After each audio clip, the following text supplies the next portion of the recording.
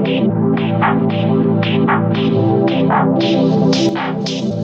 is up, my ninjas? Welcome back to the dojo. Today we're going to be looking at a pattern that is really testing of your shoulder mobility, but funnily enough is also the key to unlocking that greater range of motion in your shoulder joint as we progress rep by rep. So the pattern that we're going to be practicing today is called the bowler. This is a pattern that's coming from our underhand stroke with the rope.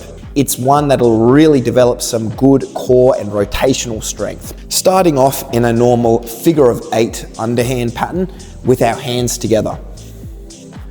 So we've been introduced to the underhand matador's wheel, which is when my bottom hand is going to be leading the motion. Cuts across, and here we are in the matador's wheel. The bowler you can think of as a upgrade to the matador's wheel, where instead of my bottom hand cutting across and staying in this same plane of motion here in front of my body, I'm going to bring my hand as I cut across up and behind my head. And then similarly, as I switch, my other hand is going to come up behind my head, and I'm going to be doing this kind of a motion here. Normal figure of 8, switching to the underhand matador's wheel, and now I'm going to bring my hand up behind my head into this bowler position. So now I'm going directly behind my head, and you can see it's quite testing of shoulder mobility. I'm trying to get my arms right behind, touching the back of my head here.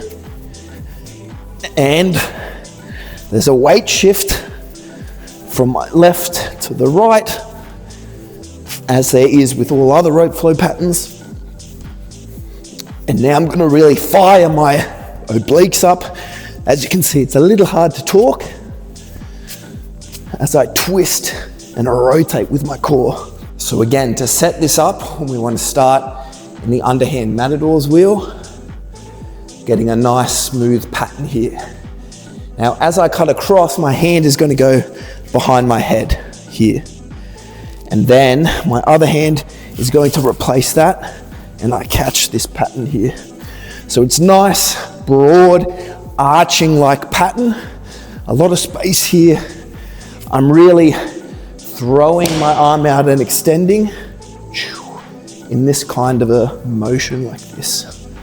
Underhand figure of 8, underhand matador's wheel, and now reaching, scratching the back of our head into the bowler.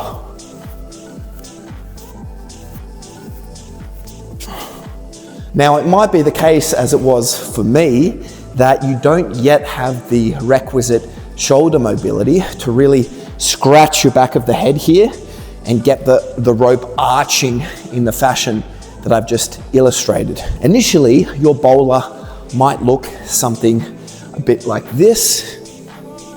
Here, you can see the rope is not going exactly behind my head here, and there's a little bit of a loss of tension.